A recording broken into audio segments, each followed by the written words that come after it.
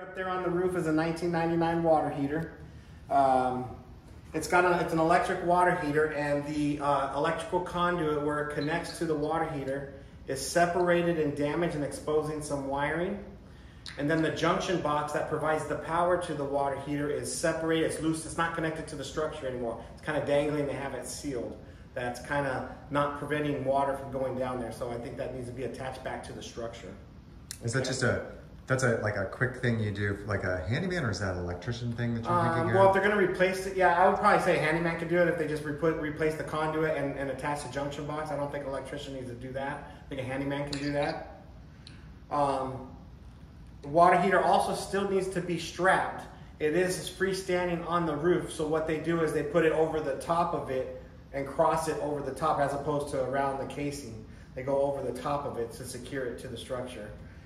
Okay, we can talk to the seller about that because smoke and that are supposed to be taken care of, so we'll work with them on that. We talked about the air conditioner furnace being on your roof. It's a 1996 model, but working fine. But it is older, it has to be on its intended design life.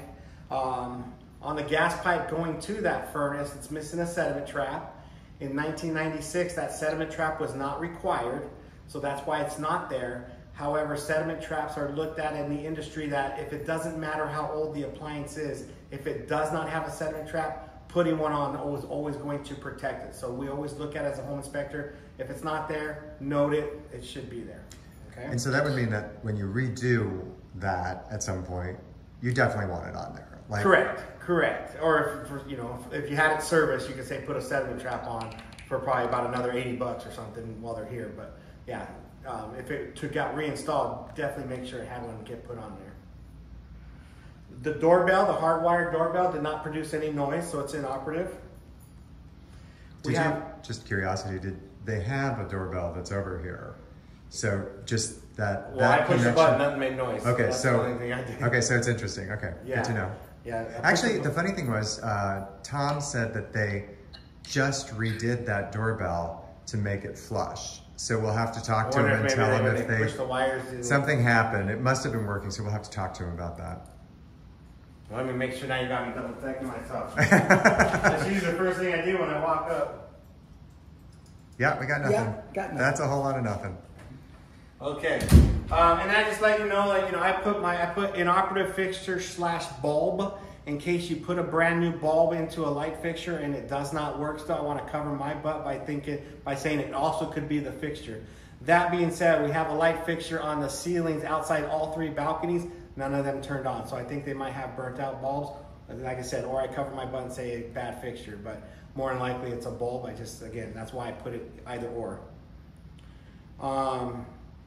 The concrete. Can we test a bulb? Can we put a bulb from inside, outside, and test it?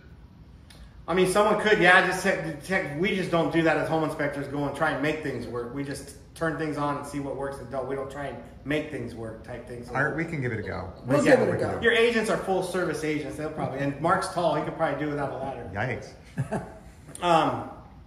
The concrete PebbleTech stairways coming up to the unit, right at the top of the landing there, there's some broken concrete, which is an association maintained item. So I put it in the report so that way a work order perhaps could get started if they're unaware of it. And Tom said a work order has been submitted and they're going to. Oh, see? Okay. Yeah.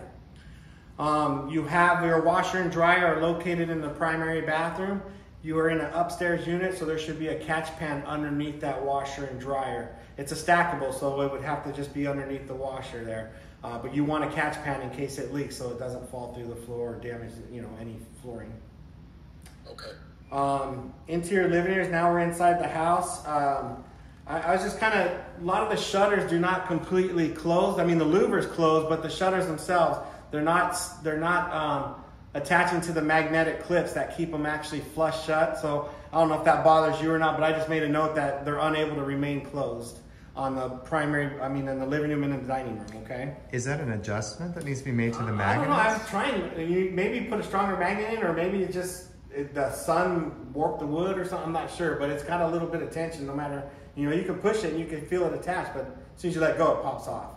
So you can maybe try and get more magnets or a stronger magnet, but the clips are the clips, they only come with the same amount of magnets. We need carbon monoxide alarm in the hallway. There's no carbon monoxide alarm in the hallway. The light fixture in the hallway, same thing, an operative fixture or bulb. Okay. In the primary, the slider screen door in the dining room here has a torn material.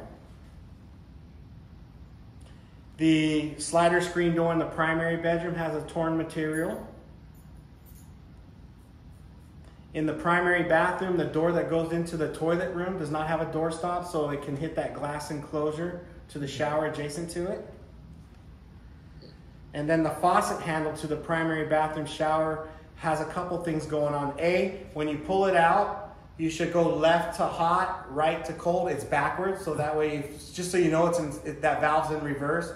And the valve itself rotates in a complete circle. So you should be able to pull it out, go to about 9 o'clock to turn it to full hot, 3 o'clock to full cold. It goes all the way in a circle. So you have to find where off is before you can shut it off. And that's probably a new... They can probably take the faucet apart, and it looks like it's the same faucet handle because all the faucet itself is black. You know, the shower head, the flange, the faucet plate are all black. The faucet handle looks a little older than the rest of the stuff. So they might have kept the same valve, you know, and then we just replaced the shower head. Okay. But kept the same faucet valve. Okay. In the guest bathroom, I'm calling it the north bathroom, the entry door that goes from what's going to be your office into that bathroom does not align and latch. It needs to be adjusted to where, like, if you tried to lock it from the bathroom side, you could just push it right in from the bedroom. It doesn't seat. And that's an adjustment of the plate. And I think the strike plate probably, or or maybe the latch itself might need to be extended out. Okay. And then we do have a slight leak, and it's underneath the hall bathroom sink on the drain pipe. We have a slight little leak there. Only when the water's running, because it's coming from the drain pipe. So it's not a pressure leak. It's only when it's draining. Okay, have to have that looked at. Here in the kitchen, we have 2 outlets in the kitchen that are required to be GFCI protected. All outlets should be. I don't know if they think they're all wired together, but there's 2 outlets in here that are not GFCI protected. And the primary bedroom is going to require a smoke and carbon monoxide alarm because that laundry, that's a gas dryer adjacent to a sleeping area. So you should have a smoke and carbon monoxide alarm somewhere between the bathroom and the bed so that you can be alerted if for some reason that gas line starts emitting anything. Okay. And that's pretty much what I have for you guys. So, great. Like I said, like I told earlier, my only concern, or not even a concern, is just keep your home warranty in effect based on the age of your water heater and your air conditioner furnace. Those are the 2 big money items that are older and could fail at any time. So I want you to be protected. But they're functioning. Oh yeah, they're working really well. Yeah. They're working really well. It's just they're just older. Okay. Okay. So what I'll do, Art, is I'll put this together. I'll put it in a PDF formatted file. I have color photos to support everything that I just said to you. And I'll email it to you and CC Mark tomorrow. And we could talk again if you have any clarifications, need any questions or anything answered, okay? Okay, great. Thanks, Kate. Thanks.